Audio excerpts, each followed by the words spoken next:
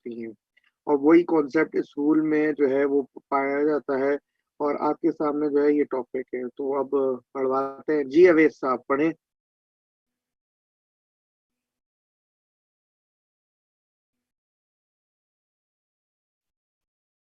Hello, आवाज आ रही है? अवैध मेमन साहब।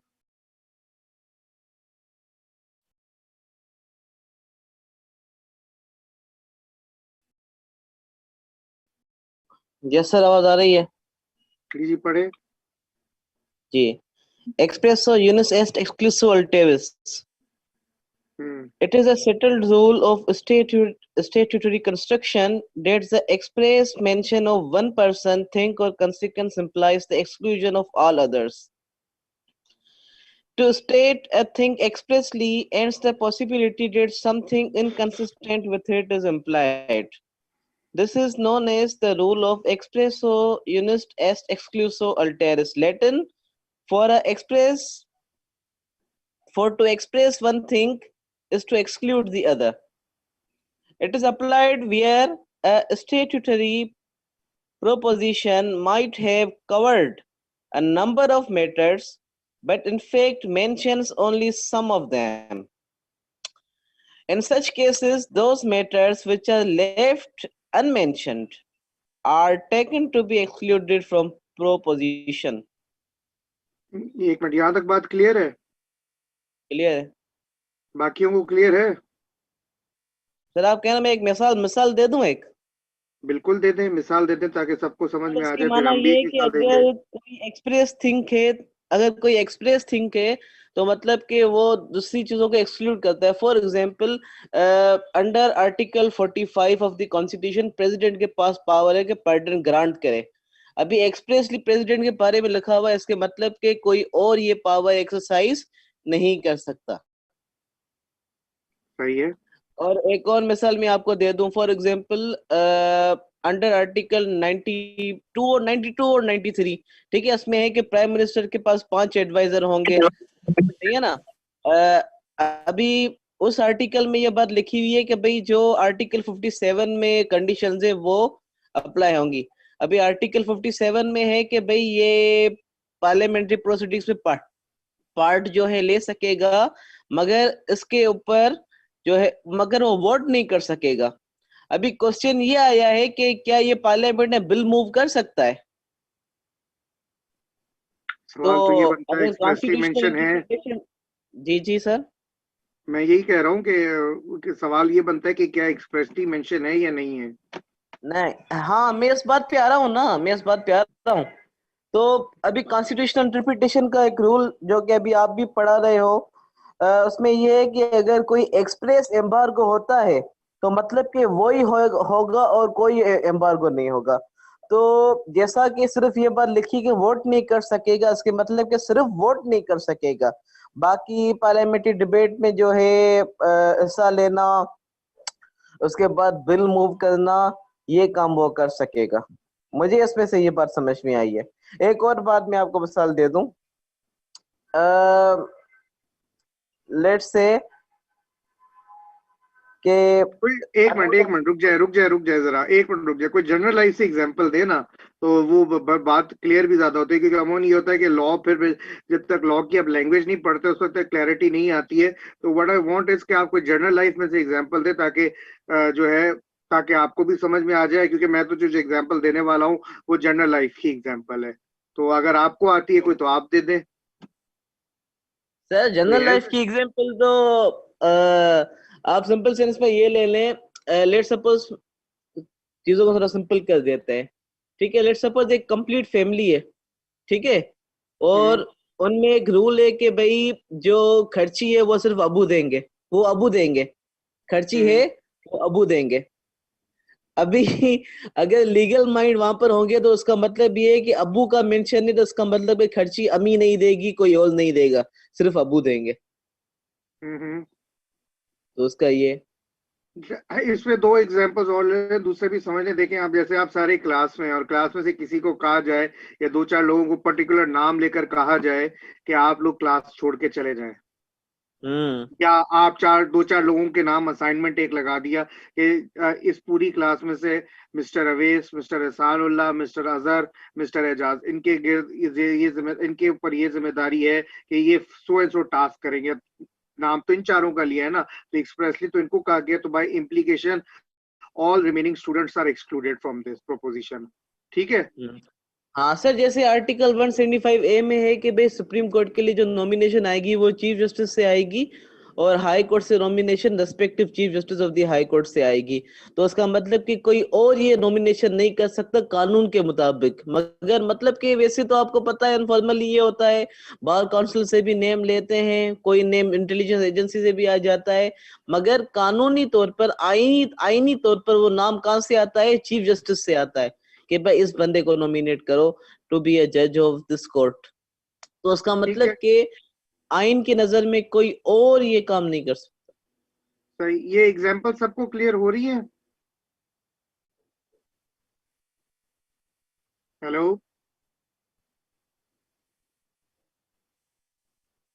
जी, गुलाम मुस्तफा, आप बताएं, आपको क्लियर हुई है एग्जांपल?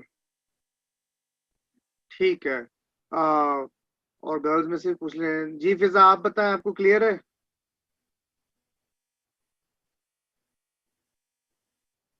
हेलो। एक तो आप लोग चैट में पता नहीं क्यों जवाब देते हैं। ठीक है। अच्छा, ठीक है, ठीक है। तो ये कॉन्सेप्ट है, ये प्रोपोजिशन है, और इसके मुख्तलिफ वेरिएशंस हैं। एक तो यहाँ पे ये लिखा हुआ है, एक ये दूसरा ये वाला वेरिएशन है। इसको भी पढ़ लें, वैसे भी क्या कहता है, तो बेसिकली सेम ही कॉन्सेप्ट चल रहा है। एक्सप्रेसम एक्सप्रेसम फेसिट सीजारे टेसिटम। और वो इसका ये है ना, one variation of the rule is, ये लाइन पढ़ते हैं। One of the variation of rule is the principle that what is expressed puts an end to what is implied. Expressum facit caesare tacitum. ठीक है। Sir देखिए, इसकी एक simple मिसाल मैं आपको दे दूं। अभी मैंने एडवाइजर्स का जिक्र किया, ठीक है? इसका मतलब कि एडवाइजर्स के ऊपर आर्टिकल 62 और 63 अप्लाई नहीं होता कॉन्स्टिट्यूशन का, सही। क्योंकि इनके ऊपर एम्बार्गो सिर्फ आर्टिकल 57 का है। सही। ठीक है।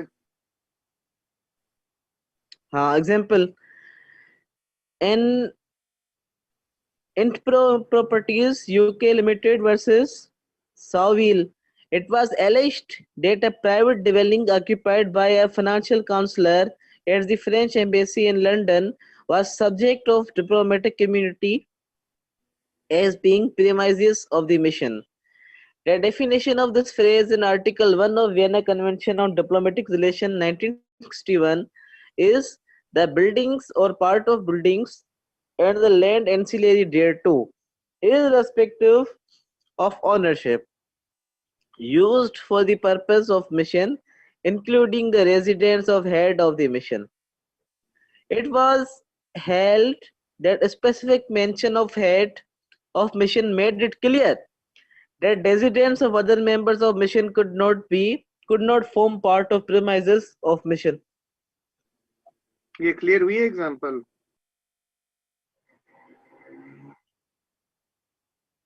फैक्चुअल पोजीशन समझ में आई है?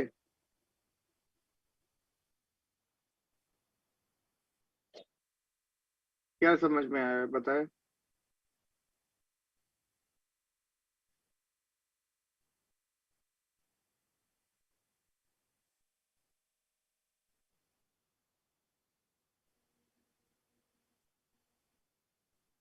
किसी और को समझ में आई है?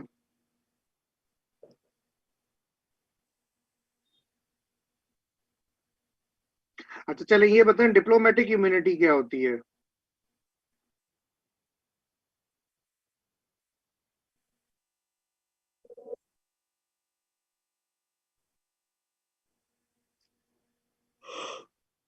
कोई और बताना पसंद करेंगे? What is diplomatic immunity?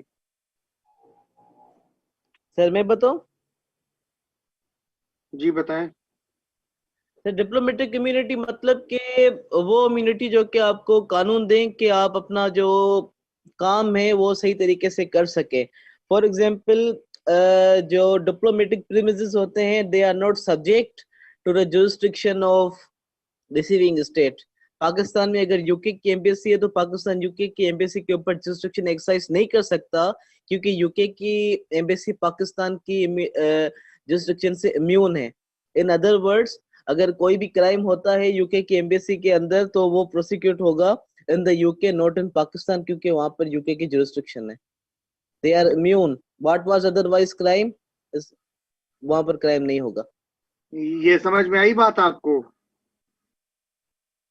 तो डिप्लोमेटिक इम्यूनिटी का जो मकसद इस तरह से लिया जाता है, जैसे कि अवेश ने हमें बताया है कि जो जगह है एक्चुअल आपकी वहां पर, क्योंकि ये आता है इंटरनेशनल लॉ के दायरे में ये बात, एक्सक्यूज मी, और इंटरनेशनल लॉ के दायरे में जब हम इसको देखते हैं तो जो स्टेट, जो रिसीविंग स्टेट होती है, जहाँ पे आपकी वो जगह होती है, वो जगह जो है वो जहाँ से एम्बेसडर वगैरह आ रहे होते हैं उनके उनके लॉज अप्लाई हो रहे होते हैं। अब जैसे और उधर आप जाकर अगर मिसाल के तौर के पर इवन अगर आप यहाँ तक अब देख ले बात, या अगर आप इसके ऊपर केसेस भी है शायद कि अगर आप इनकी इनकी जगह में एम्बेसी में जाकर जो है वो जाकर छुप जाए, और तो वहां पर जो जो पुलिस है, जो हमारे जैसे हमारे मुल्क की पुलिस है, और वो जाके बंदा जो है यूके की एम्बेसी में छुप जाता है, तो पुलिस जो है वहां पे जा भी नहीं सकती है without going to the proper procedure. पूरा जो प्रोसीजर फॉलो उनको करके फिर जाकर उनको कोई चांस होता है मिलने का, अदरवाइज वो वैसे नहीं जा सकती जैसे किसी नॉर्मल जगह पे जा सकते हैं। क्लियर हुई बात ये?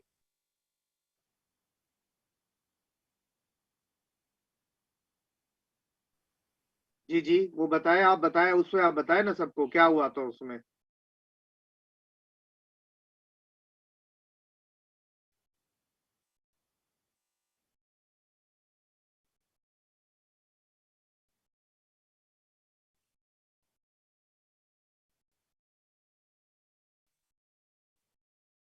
सही है ना, ये होता है। अब इस केस में भी सवाल ये था कि जो, अब यहाँ पे सवाल ये था कि एक private dwelling, it was a flat, flat था लंदन में, वो फ्लैट एक फाइनेंशियल काउंसलर ऑक्यूपाई कर रहा था। सवाल ये था कि क्या ये डिप्लोमेटिक इम्यूनिटी में ये जो प्राइवेट ड्वेलिंग है ये आती है या नहीं आती, क्योंकि जब अगर वो डिप्लोमेटिक इम्यूनिटी के दायरे में आ जाती है बात, तो इट मीन्स कि वहां पे जो है बरतानिया के कानून व कवानीन वहां पे अप्लाई नहीं होंगे। तो सब क्वेश्चन ये बन रहा था। तो अब यहाँ पे डेफिनेशन जो लिया उन्होंने article 1 of the Vienna convention of diplomatic relations में, उसमें क्या ये क्या लिखा हुआ है वर्ड के land use for the purposes of the mission including the residence of the head of the mission. अब इस चीज को जो है, इसको इस प्रिंसिपल को कोर्ट ने जो है जब पढ़ा तो इसमें उन्होंने कहा कि चूंकि यहाँ पे हेड ऑफ द मिशन का जिक्र किया गया है, तो इट मींस कि दूसरे जो मेंबर्स हैं मिशन के, वो जो भी जगह ऑक्यूपाई कर रहे हैं वो फॉर्म नहीं कर रहे मिशन का हिस्सा, और जब वो फॉर्म नहीं कर रहे मिशन का हिस्सा, तो इट मींस कि वो डिप्लोमेटिक इम्यूनिटी का प्रिंसिपल यूज नहीं कर सकते। क्लियर हो गई एग्जांपल? सर ये आप मिसरीडिंग कर रहे हैं सर, विद ड्यू रिस्पेक्ट। जी जी, बताइए क्या हो रहा है। सर प्राइवेट डिवेलिंग का आपके जिक्र नहीं किया। मैंने तो प्राइवेट वेलिंग का किया ना, वो फ्लैट की तो बात तो की है मैंने। ये नहीं, असल में देखें वो अगर उसी मतलब कि लेट्स सपोज पाकिस्तान हाउस या तुर्की हाउस, अगर वो वहां पर रह रहे हैं तो they do have the immunity. मगर अगर उन्होंने अलग से अपनी जगह ली, इसकी जो होती है वैसे इंटरप्रिटेशन वो ये होती है कि तुर्की हाउस है ठीक है, मगर हेड ऑफ मिशन ने अपना घर ले लिया है डीएचए में, तो hmm. That home is also subject of diplomatic immunity. मगर इस केस में ये है कि काउंसलर ने लिया है, क्योंकि प्राइवेट डिवेलिंग का मामला आ रहा है ना, तो हम उन फैक्चुअल पोजीशन को लॉ के हिसाब से पढ़ेंगे सारा। तो हम्म। उसमें ये है कि जो प्राइवेट डिवेलिंग है उनकी एम्बेसी तो आ गई, उसको तो आप छोड़ दें, वो तो आ गई। एम्बेसी के साथ साथ जो हेड ऑफ मिशन है, मतलब कि जो एम्बेसडर साहब होते हैं, ठीक है, तो उन्होंने अगर कोई प्राइवेट रेजिडेंसी ली है, डीएचए में बंगला ले लिया है, या जो है कैंट में ले लिया है, या कहीं और ले लिया है, कस्माबाद में ले लिया है, तो this residence will also be a subject of diplomatic immunity अगर वो हेड ऑफ मिशन के पास है। मतलब के हेड ऑफ मिशन की private as well as the public दोनों डिप्लोमेटिक इम्यूनिटी में आती हैं। मगर काउंसलर हो गया या कोई और हो गया हेड ऑफ मिशन को छोड़ के, उनकी नहीं होती। मुझे इसकी मीनिंग ये समझ में आई है। ठीक ठीक ठीक, बात तो आप ठीक कर रहे हैं। वजह ये है वो बात हम कर रहे हैं ना कि जो मेंबर्स हैं वो जो जगह को ऑक्यूपाई कर रहे हैं वो मिशन का पार्ट नहीं बन रहे। ठीक है, वो डिप्लोमेटिक इम्यूनिटी के ऊपर अप्लाई नहीं कर रहे। वो कोई प्राइवेट ड्वेलिंग, कोई फ्लैट वगैरह ऑक्यूपाई कर रहे हैं जो कि मिशन का हिस्सा नहीं है, जो उनका जो डिप्लोमेटिक पर्पसेस के लिए आए हैं और वो कोई जगह में रहते हैं जाकर, वो पार्ट नहीं है मिशन का। ठीक है, यहाँ तक क्लियर है बात? ये क्लियर हुई है? यस सर, क्लियर है। लेकिन जो हेड ऑफ वाली जो जगह है, अब वो है जहाँ पे वो एम्बेसी है एक्चुअल, वो तो सर है ही है, डिप्लोमेटिक इम्यूनिटी में आती है। लेकिन जो हेड जो जगह ऑक्यूपाई कर रहा है अपनी रेजिडेंस, वो भी जो है डिप्लोमेटिक इम्यूनिटी के पर्पसेस में फॉल कर जाती है, इररिस्पेक्टिव ऑफ ओनरशिप। अच्छा, यहाँ पे जो एक प्रॉब्लम है जिसकी वजह से मुझे ये काफी खटकता है ये कि ये सही इन्होंने अप्लाई किया था या नहीं किया था, आई कुड बी रॉन्ग इसमें, कि यहाँ पे जो वर्ड इन्होंने इंक्लूड का वर्ड यूज किया है, ये क्या है इसका, इससे ये क्या ये प्रॉपरली रूल अप्लाई हुआ है या नहीं हुआ है? तो पराठे नहीं, आपकी वॉइस क्लियर नहीं आ रही, थोड़ा बैकग्राउंड में वॉइस है। Sir, including residence of the head of the mission तो बाकी of the head of mission तो बाकी अलग से तो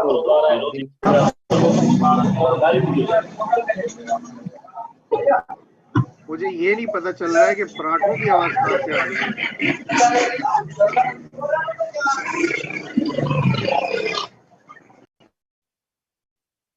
हाँ जी, सर आप बताइए। देखें, सर ये अभी गुलाम आप हुसैन बैठा हुआ हाई कोर्ट बार में पराठे खा रहा है। सही है। जी जी। अभी आपने इंक्लूडिंग की बात की, ठीक है। हम्म। इंक्लूडिंग के बाद उन्होंने एक्सप्रेसली ये बात लिख दी कि हेड ऑफ द मिशन, तो ये रूल तो एप्लीकेबल होगा कि भाई including including what, including the residence of head of mission. अभी हेड ऑफ मिशन की जो रेजिडेंस है सिर्फ ये बात इंक्लूड हो रही है। अभी फिर हेड ऑफ मिशन की मर्जी है वो प्राइवेट में रहे या पब्लिक में, मगर कोई और चीज नहीं। जैसे नहीं, हम आमतौर पे, आपने जो भी बात की मैं आपकी बात समझ रहा हूँ, आमतौर पे जो कानून में ये एक्सप्रेशन इंक्लूड यूज होती है तो हम इस बात पे आ जाते हैं कि भाई ये एग्जॉस्टिव नहीं है, ये इंक्लूसिव है, इस पे कोई और चीज भी आ सकती है। मगर जैसा कि नोसिटार एसोसिस एक और प्रिंसिपल ये भी है कि वर्ड्स को उनकी कंपनी के हिसाब से पढ़े। तो सारा जो अगर आप जुमला पढ़ेंगे, including the residence of head of the mission, ठीक है, तो उसमें ये बात होगी कि भाई फिर जो हेड ऑफ मिशन की रेजिडेंस है फिर वो किराए पे हो, क्योंकि ऊपर ये बात पे लिखी हुई है रिस्पेक्टिव ऑफ द ऑनरशिप। तो फिर मेरे ख्याल से कि कोर्ट ने जो इंटरप्रिटेशन की है वो बिल्कुल सही की है। ठीक है। अच्छा, ये एग्जाम्पल क्लियर है सबको? ठीक है। अच्छा, thank you for correcting me. मैं ख्याल में गलत मिसरीडिंग वाकई में कर रहा था। हाँ, ठीक थी आपकी बात कि हाँ वो थोड़ी सी पॉइंट मिस करके उसको नहीं पढ़ा था, तो इस वजह से वो गलत डायरेक्शन में बात जा रही थी। चले अब आ जाते हैं दूसरी मिसाल के ऊपर। In ji R versus Midland Railway Company, an act imposed a tax on houses, buildings, works, tenements, and hereditaments. Under the provision, the question was whether an open or unburdened land fell within the ambit of Act. The court said it did not, as the lawmakers did not include it within the list of things mentioned. हाँ जी, ये समझ में आई है मिसाल? जी sir. इस मिसाल में क्या हो रहा है? सर मगर ये है कि जो प्रोविजन है एक्ट की जिसके तहत टैक्स लगाया गया है, अगर क्योंकि ये होता है कि नॉर्मली तौर पे टैक्सेशन का जो स्टैट्यूट है इट इज स्ट्रिक्टली जो है इंटरप्रेटेड, उसमें ये नहीं कि लिबरल इंटरप्रिटेशन एडॉप्ट करे, क्योंकि कोर्ट ने कोशिश करनी होती है कि जो टैक्स पेयर है उसको मतलब कि थोड़ा तोफ़ुस देके कि उसके ऊपर पहले ही बहुत सा बर्डन होता है। मगर इवन अदरवाइज हमने वो सेक्शन पढ़ा ही नहीं है, तो हम कैसे डिसाइड कर सकते हैं कि ये इंटरप्रिटेशन सही की है या गलत की है? अब वो सेक्शन तो अब हम नहीं ला सकते फिलहाल, तो we let's not go into जो है कि गलत डिसाइड हुआ है या सही हुआ है। फिलहाल आप ये देखें कि सही है कि मतलब सही की बात नहीं कर रहे, हम कर रहे हैं कि अप्लाई हुआ है या नहीं हुआ है। सर क्वेश्चन ये है कि ओपन और अनबर्डन लैंड को वैसे कहते क्या है? मैं बता रहा हूँ ना, पहले तो आप ये बताएं कि ये जिन चीजों के ऊपर टैक्स लगा है, ये तो समझ में आ गया ना कि ये क्या चीज है जिसके ऊपर टैक्स लगा हुआ है। सर ये लास्ट जो दो चीजें हैं, लास्ट दो वाली, उसको आप थोड़ा क्लियर करें। खुली जगह, सर ये है ना खुली टेनेमेंट्स। जगह, खुला, open plot, open plot, open plot, open space, open जगह, बस ऐसी जगह जिसके ऊपर आपने कोई दीवार ना खड़ी, वो सॉरी कोई बिल्डिंग ना खड़ी की हो, और इवन दीवार करके एक स्ट्रक्चर आपने खड़ा ना किया हो, वो बेसिकली यहाँ पे बात आ रही है। ठीक। ठीक है, क्लियर हुआ? जी जी क्लियर। तो हाँ, तो देखे ना, अब यहाँ पे जैसे अगर आप एक तो जगह है जहां पे आपका एक स्ट्रक्चर, इन सारी चीजें के देखे कि टैक्स कहाँ पे इम्पोज हो रहा है। Tax are being impose on such places. चले अभी हमें टेनेमेंट्स और हेरिटेजमेंट्स को छोड़ दें एक साइड पे, वो भी इसी को ही आता है, स्ट्रक्चर्स है। लेकिन आप इसको ओवरऑल सेंस देखें कि सारा कुछ जो लग रहा है, टैक्स लग रहा है, वो ऐसी जगहों के ऊपर लग रहा है वेयर एक जगह है, एक प्लॉट है, खाली प्लॉट, उसके ऊपर किसी ने एक स्ट्रक्चर खड़ा किया हुआ है। Now the structure can be in the sense of a house, a building, a work, a tenement and और अ हेरिटेजमेंट। अब सवाल यहाँ पे ये है कि एक खुली जगह जो है, a place where there is no structure, कोई स्ट्रक्चर वहां पे नहीं खड़ा किया गया है, क्या वहां पे लगाया जा सकता है टैक्स के? नहीं लगाया जा सकता। क्या वो इसके दायरे में आता है? ये नहीं आता। अब अगर हम वो आप वाली बात जो करें कि इन लॉज को स्ट्रिक्टली इंटरप्रेट किया जाता है और टैक्स पेयर को बेनिफिट करने के लिए इनको पढ़ा जाता है, तो यही है ना, यही आप बात कर रहे थे ना? हेलो? जी जी। तो टैक्स पेयर को बेनिफिट के लिए रहता है, तो सवाल ये है कि अगर एक टैक्स पेयर की एक ओपन स्पेस लैंड है, तो वो वहां पर टैक्स इंपोज हो सकता है या नहीं हो सकता? तो उसके ऊपर कोर्ट ने कहा कि नहीं हो सकता। बस, सही। क्लियर है? जी जी क्लियर है। अच्छा, अब हम अगली वाली मिसाल के ऊपर चलते हैं। An act stated that a ship was to be treated as the property of a person in whose name it was registered. In Curtis versus Perry, a man named Nantes, in whose name a ship was registered, had for years allowed the ship to be regarded in trade as the joint property of himself and his partners. The court held on the petitions of the creditors of Nantes that the long continued acquiescence of Nantes could not operate as a waiver of his statutory right to be considered sole owner. मतलब sir मतलब कि कानून ये कहता था कि भाई जो शिप है वो उसके नाम पे होगी जिसके नाम पे वो रजिस्टर्ड होगी। अभी नेंटिस था जो कि वो थोड़ा नरम दिल आदमी था और ट्रेड में ये बात कह दी कि भाई ये जो शिप है मेरी और मेरे पार्टनर्स की है। तो उसके बाद पार्टनर्स लालची होकर आ गए कि भाई ये शिप हमारी भी है, हमें भी हिस्सा दो, ये वो। तो कोर्ट ने कहा कि भाई मसलन बात ये है कि अनडाउटेडली उसने कहा कि आप उसके पार्टनर हो, मगर उसकी सिर्फ ये जो है एडमिशन इस बात को नहीं गिरा सकती, इसका जो स्टेट्यूटरी राइट है उसे नहीं खत्म कर सकती कि सिर्फ वो ही शिप का ओनर है, क्योंकि कानून ये कहता है। तो हम कानून के जो है स्पिरिट को नहीं देखते, हम कानून के वर्ड्स को देखते हैं।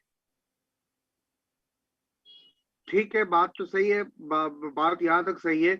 अब क्योंकि यहाँ पे मसला ये था कि जो कागज थे, कागज में नेंटिस साहब का नाम लिखा हुआ था, मिल्कियत उनकी थी। तो मिल्कियत उनकी थी, तो बेशक अब वो जो वहां पे जो है वो वहां पे यूज करने दे रहे थे पार्टनर्स को, लेकिन उनके पार्टनर्स के यूजेज से वो ये नहीं हो गया था कि वो जॉइंट ओनरशिप में चीज आ गई थी। It was still considered the sole property of Prentice. Clear होगी बात? एग्जाम्पल क्लियर है? यस जी सर। सर। ठीक है, तो हमारे सामने ये चार तीन तीन मिसालें हैं जो कि इस बात को कहती हैं कि ये जब चीजें एक्सप्रेसली मेंशन्ड होती हैं तो impliedly certain things are excluded. अच्छा, अब ये वाला पैराग्राफ पढ़े, ये क्या कहता है? However, the rule is only meant to serve as a guideline and is to be ignored where the language of the provision dictates that it should be excluded or the circumstances of case indicate that case should not be governed by a rule or where the list is not intended to be exclusive. The rule is not one of universal application and cannot be used to defeat manifest intent of the legislature. हाँ जी, ये क्या बात हो रही है? Sir इसमें ये है कि जैसे कि मैंने आप फर्स्ट एग्जांपल में आपको मिसाल दी थी, अगर वहां पर मतलब कि ये बात लिखी हुई है कि भाई लिस्ट इज नॉट एग्जॉस्टिव, उसके साथ साथ हमें ये बात भी मालूम हो रही है कि लेजिस्लेटिव इंटेंट जो है वो डिफीट नहीं हो रही, तो फिर ये होगा कि हम ये रूल अप्लाई नहीं करेंगे। मगर जैसा कि एग्जांपल नंबर 1 में था, पहले तो यहाँ पर इंक्लूडिंग लिखा हुआ था, तो हमें ये बात मालूम पड़ी कि भाई इट इज नॉट इंक्लूसिव। उसके बाद हमने जब सारे सेक्शन के वर्ड साथ में पढ़े और फिर हमने देखा कि लेजिस्लेचर की तो ये इंटेंशन ही नहीं है, तो इसकी वजह से क्या हुआ कि ये रूल मतलब कि वो मतलब कि जैसा कि हम समझ के आ रहे थे कि भाई इट विल बी एग्जॉस्टिव और व्हाट, तो ये हो गया कि फिर हमने समझा कि इसमें सिर्फ जो चीज मेंशन्ड है इसको सिर्फ हम देखेंगे, इन अदर वर्ड्स वो रूल एग्जॉस्टिव बन गया जो कि अदरवाइज नहीं था। ठीक है, ठीक है। देखिए, सादा अल्फाज में क्या यहाँ पे हो रहा है कि अब तक आपने जितनी एग्जांपल्स देखी हैं वहां पर the rule is being applied, rule properly आपने उसकी जो एप्लीकेबिलिटी भी देखी कि रूल ये कहता है कि एक्सप्रेसली मेंशन्ड है तो impliedly whatever is not mentioned is excluded. Now this is the other side of the picture. अब other side of the picture में ये है कि sometimes what happens is that the court does not follow this rule. बेशक वो वहां पे नजर भी आ रहा होता है कि certain things are expressly mentioned but the court refuses to adopt this rule. उसकी वजह ये होती है the court says that अगर हमने ये रूल को फॉलो किया तो what will happen is कि जो लेजिस्लेचर की जो इंटेंट है वो डिफीट हो जाएगी। इस वजह से they say कि in this particular scenario, in this particular case हम ये रूल अप्लाई नहीं कर सकते। और इसकी सबसे बेहतरीन एक एग्जांपल जो है वो हमारे पास डी और ई के एग्जांपल्स में, तो हम एक एग्जांपल कर सकते हैं अभी और बाकी हम दूसरे क्लास में कर लेंगे एग्जांपल। जी पढ़िएगा ये example. In Gomez versus Ventura, a physician prescribed opium to his patient, even though his physical condition did not require the use of the drug. The question was whether prescription of the drug by physician constituted unprofessional conduct, so as to justify revocation of physician's license to practice. The counsel for physician argued that the statute enumerated 5 instances constituting unprofessional conduct. None of the instances enumerated mentioned the prescription of opium to the patient. Thus cannot be valid ground for revocation of physician's license in light of express or unus est exclusivitatis. Repelling the argument, the court said the list was merely illustrative. A legislature never intended to wipe out all forms of professional misconduct. Example clear हुई है?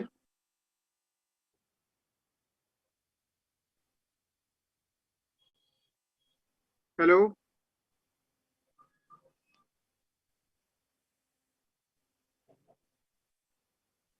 Hello, अच्छा जी, ठीक ठीक है जनाब, ठीक है। देखिए, एक डॉक्टर साहब क्या करते हैं, वो अपने मरीज को ओपियम प्रिस्क्राइब कर देते हैं एज ए मेडिसिनल ड्रग। ये नहीं कि उसको नशा करने के लिए कह रहे हैं, अब उसको मेडिसिनल ड्रग के तौर के ऊपर प्रिस्क्राइब कर देते हैं। उस पेशेंट की फिजिकल कंडीशन है वो रिक्वायर नहीं कर रही थी कि ओपियम क्या होता है बाय द वे?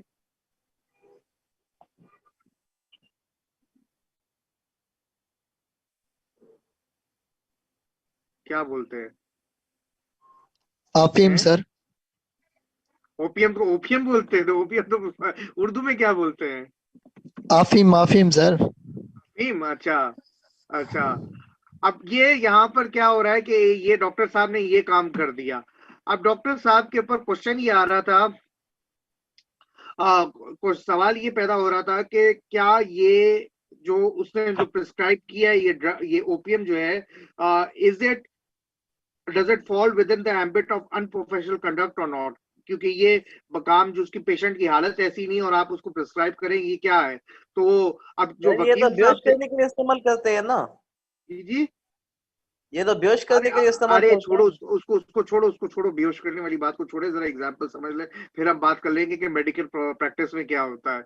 अच्छा, सो व्हाट हैपेंड वाज के इन प्रोफेशनल कंडक्ट में आता ही नहीं आता। जो उसका जो वकील था डॉक्टर साहब का, उसने कहा कि जो 5 एग्जांपल्स दी गई हैं, 5 इंस्टेंसेस दी गई हैं, उसमें कहीं ये बात नहीं आ रही और इस वजह से मेरा जो क्लाइंट है वो अनप्रोफेशनल कंडक्ट का, उसने कोई अनप्रोफेशनल कंडक्ट नहीं कमिट किया।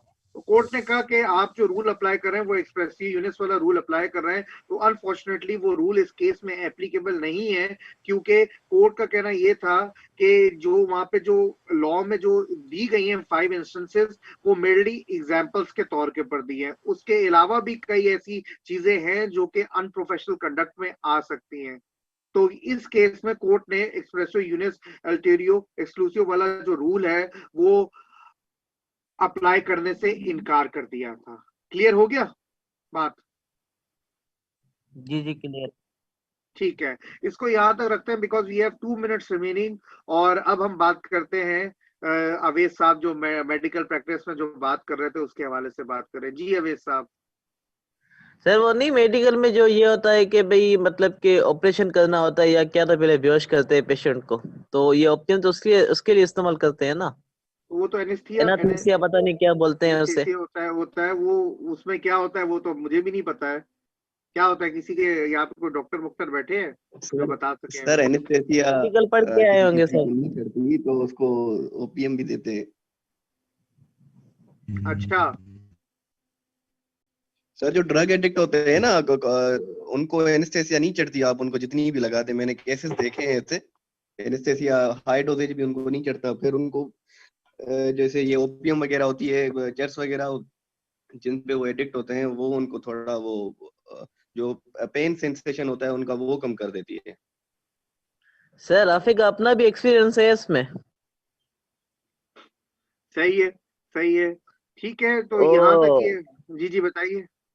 ये एक बार ये हुआ था कि राफी का एक्सीडेंट हुआ था, अल्लाह का शुक्र है बच गया, मगर ये कैसे ओपीएम चढ़ नहीं रही थी। पता नहीं क्यों। अच्छा जी बताइएगा।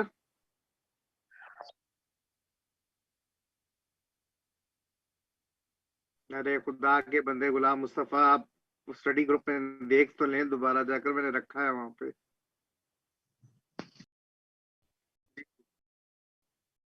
ठीक है, चले फिर इसको देखते हैं। अगली क्लास में भी ना हो, मैं बता दूंगा एजाज को। तो एजाज है यहाँ पे, करोड़ो साहब? जी सर, मैं बैठा हूँ, आप अभी से बता दे तो ये एक्साइटमेंट खत्म हो जाए। तो थोड़ा सा आपको टेंशन में रखना है ना। सर ये क्या ठीक बात है, है, आप तो ऐसा चले ना करें। ठीक, चले सही है। फिर अब मिलते हैं, फिर देखते हैं अगली क्लास पे। ओके, फिर अल्लाह हाफिज। चलें सर, इंशाल्लाह।